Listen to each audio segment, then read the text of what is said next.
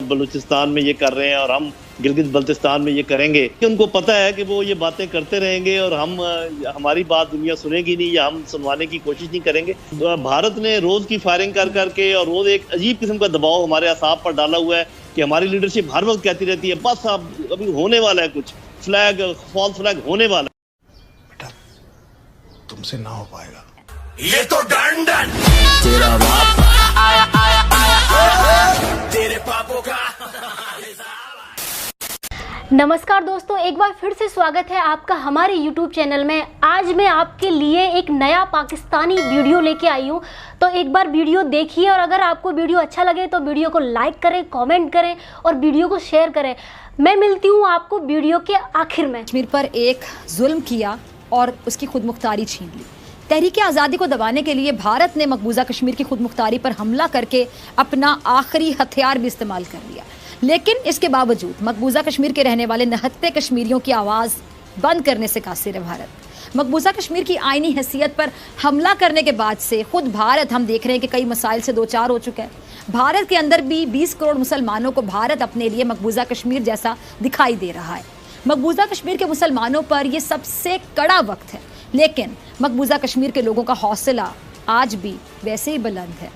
जैसा मौजूद है इस सेगमेंट में जनरल रिटायर्ड नईम खालिद लोधी साहब, जिनसे बात करूंगी और बहुत से सवालात के जवाब तलाश करने की कोशिश करूंगी। बहुत शुक्रिया जनरल साहब ज्वाइन करने के लिए। जनरल साहब, क्या भारत ने जो मुसलमानों को मकबूजा कश्मीर में अक़लियत बनाने का मंसूबा बनाया है, आपको लगता है कि वो कामयाब हो सकेगा या उल्टा भारत के गले पड़ जाएगा? ये कामयाब तो इंशाल्लाह बिल्कुल नहीं होगा, लेकिन मेरा अपना ख्याल ये है कि वो हमसे एक एक्शन का तकाजा करता है और वो एक्शन ये है, और बड़ा वो लेजिटिमेट एक्शन है जिसका मैं जिक्र करने वाला हूँ।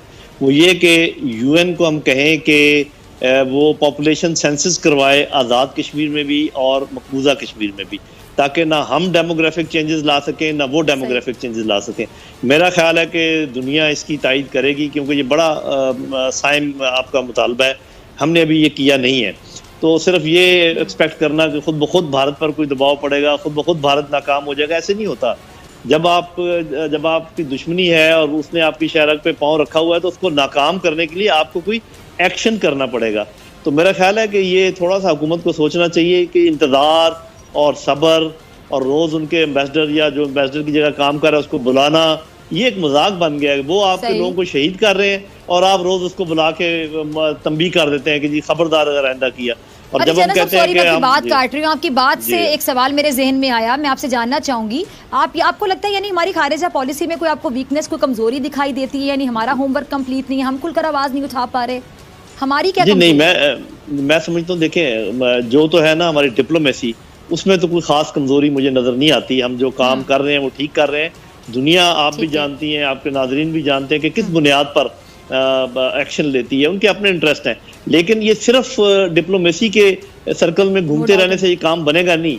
आपको डिप्लोमेसी के अलावा पॉलिटिक्स में काम करना है, आपको लॉफेयर में काम करना है, आपको प्रोपेगेंडा में काम करना है, आपको दूसरे मुल्कों में और जो तरीके होते हैं वो अपनाने हैं, मीडिया में काम करना है, उसके अलावा आपको मिलिट्री फील्ड में काम करना है, जिसका मतलब ज़रूरी नहीं कि हमला करना है। तो ये बहुत सारे हमने बाकी फील्ड छोड़े हुए हैं। और दूसरा ये कि ये जो हमारे ये शिकायतें करने का वक्त नहीं है, रोने धोने का वक्त नहीं है कि जी देखो जी हमारे भाइयों को मार पड़ रही है, कोई देख नहीं रहा। वो कहेंगे भाई तुम्हारे हैं और हमें कह रहे हो कि जी कुछ कर नहीं रहे, तुमने क्या किया अपने भाइयों के लिए?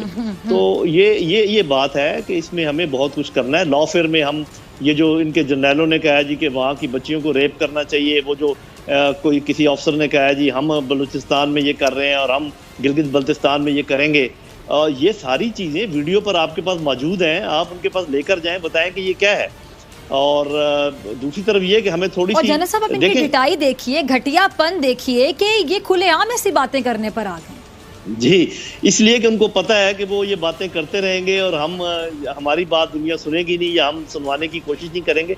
यही तो मुझे हैरत होती है।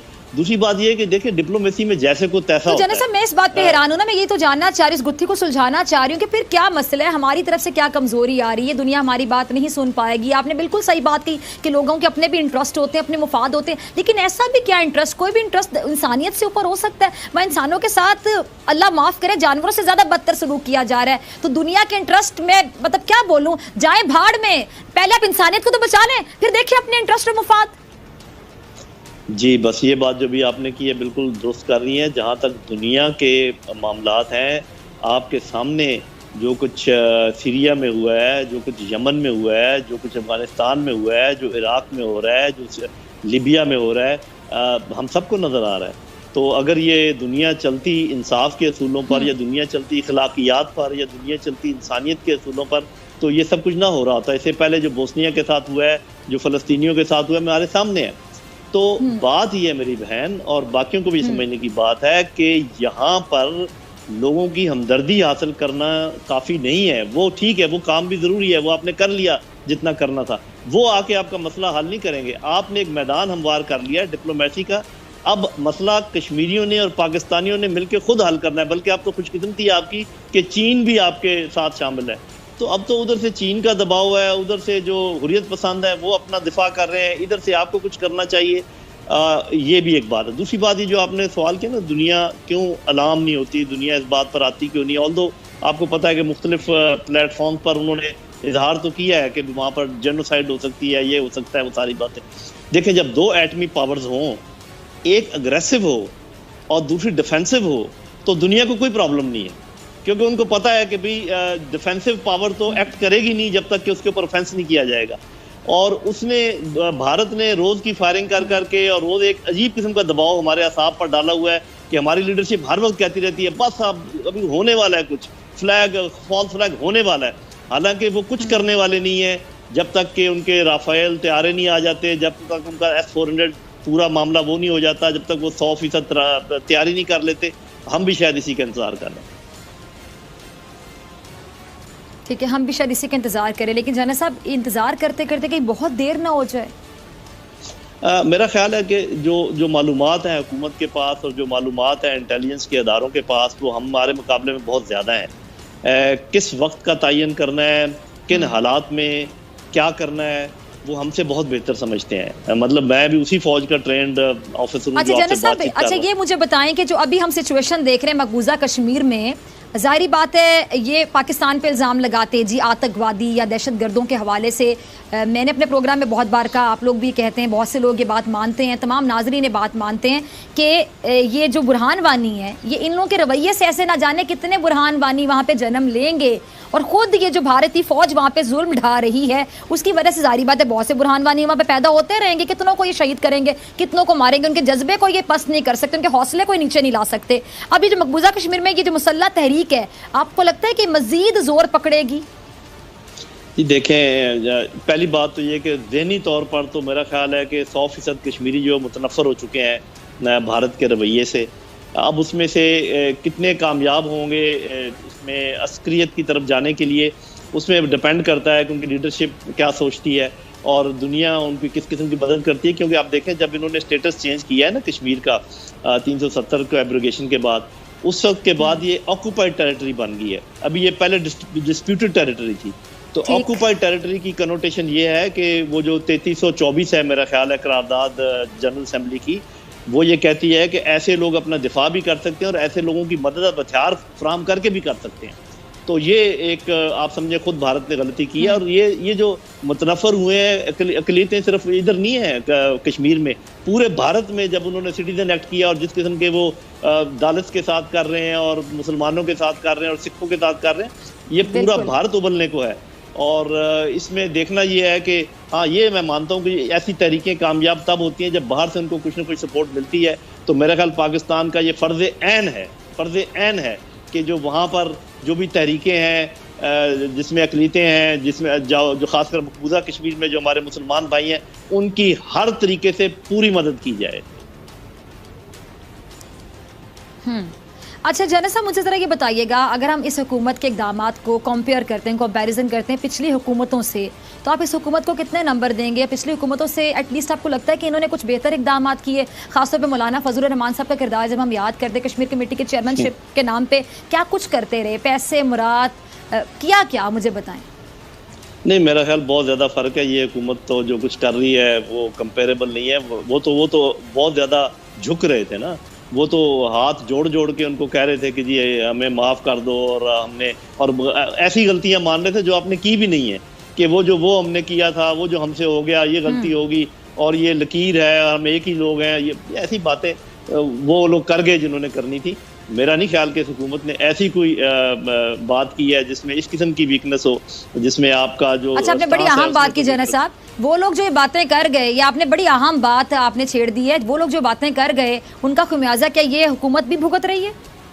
इसमें तो कोई शक नहीं है, इसमें तो कोई शक नहीं है, क्योंकि देखें, एक तो ये कि जब आप कोई बड़ा लीडर जब कोई बात करता है तो उसकी एक फॉलोइंग होती है, और चाहे वो फॉलोइंग कम हो ज़्यादा हो, लेकिन होती तो है। तो लीडर्स को जब बात करनी तो फिर जनरल साहब आपने बड़े अच्छे अंदाज में कहा इसमें कोई शक नहीं है, लेकिन फिर इन लोगों को क्यों शक है अपनी की हुई बातों पर कि इन्होंने जो बातें कर दी, फिर किस मुंह से तनकीद कर देते हैं इमरान खान साहब पे, खासतौर पर मकबूजा कश्मीर के टॉपिक के हवाले से?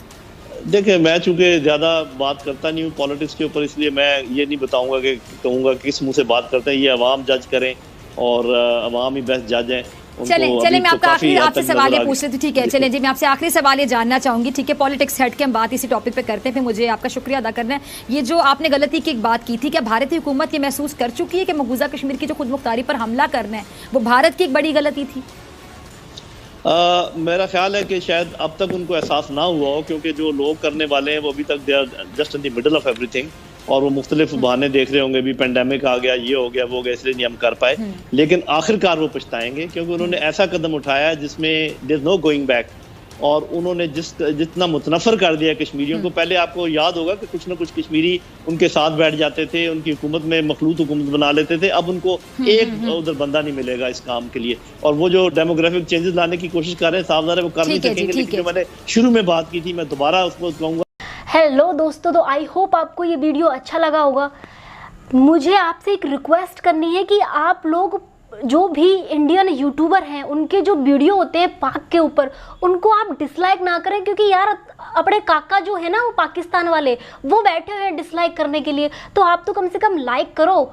और रही बात कमेंट की, तो कमेंट भी आप इंडिया के सपोर्ट में कीजिए, जिससे पाकिस्तानों के पिछवाड़े में आग लगे, ठीक है? उनके हमारे सपोर्ट में करो यार, उनके विरोध में क्यों करो? उसके लिए तो वो खुद ही हैं।